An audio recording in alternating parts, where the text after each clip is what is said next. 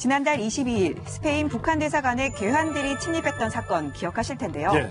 컴퓨터 등을 훔쳐 달아났던 이 사건의 배후에 미국 중앙정보국이 있다는 CIA 배후설이 제기됐습니다. 그래요? 네, 의혹을 보도한 곳은 스페인 최대 일간지 엘스파이스. 사건 당시 북한 대사관 주변 CCTV 화면을 분석한 결과 범인 10명 가운데 적어도 2명이 CIA와 관계가 있는 것으로 드러났다며 군사 조직에 의해 행해진 것처럼 완벽하게 사전에 기획됐다고 전했습니다. 어쩐지. 네. 예. 또 괴한들이 노린 것은 2017년 9월까지 주 스페인 대사로 일했던 김혁철 대미 특별 대표의 자료였을 것이란 주장도 함께 제기됐는데요. 스페인 당국이 CIA 측에 해명을 요구했지만 의혹을 부인했고 이에 스페인 정부 역시 CIA 배후설은 신빙성이 없다라고 보고 있다라고 덧붙였습니다. 예. 야, 이게 말이에요. 솜씨가 단순히 좀도둑의 솜씨가 아니었다. 저희가 계속해서 의심해서 뭔가 정보기관의 소행 같다라고 재차 제가 또 국방부를 단연간 출입했던 분석을 내놨는데 아니나 다를까 스페인의 최대 일간지가 저와 같은 생각. 김병민 박사님. 네. 털기 전에 주변 통신을 다 마비시켰고 북한 사람들로 보이는 사람들을 내세워서 뭔가 자료를 갖고 떠났다. 미션 임파서블 같은 첩보 영화에 나올 법한 내용들이 그대로 이어졌고요.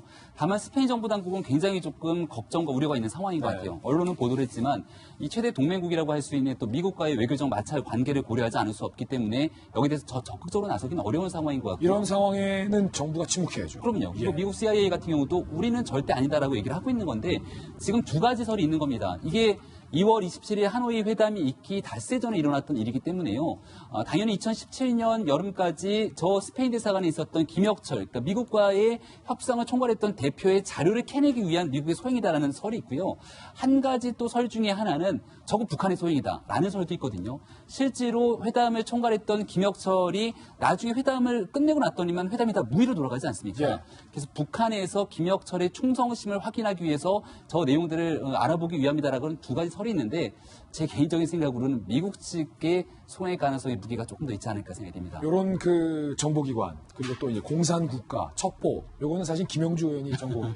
박사하기도 있고 또 CIA 전문가시니까 네. 충분히 개연성이 있어요. 제가 봤을 때. 충분히 개연성이 있죠. 그런데 이제 우리가 문제가 되는 것은 북한 측의 반응입니다.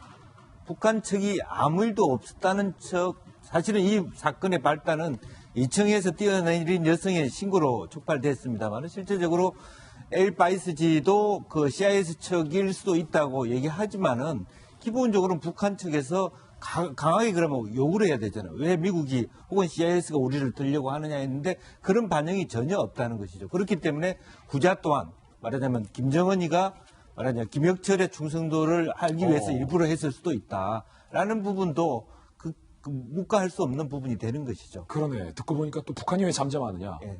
아니면 미국에게 털렸다는 게 굉장히 자존심 상하는 거고 중요한 정보가 같다면 태연하게 또 연기를 할 수도 있고. 아니면은 북미 정상회담을 앞두고 좀 양국 간의 관계를 좀 고려해서 좀 당시에 좀 자제했던 가능성도 좀 있지 않을까요? 그렇죠. 외교적으로 좀 무마시켰을 가능성. 다양한 가능성이 제기되고 있어요.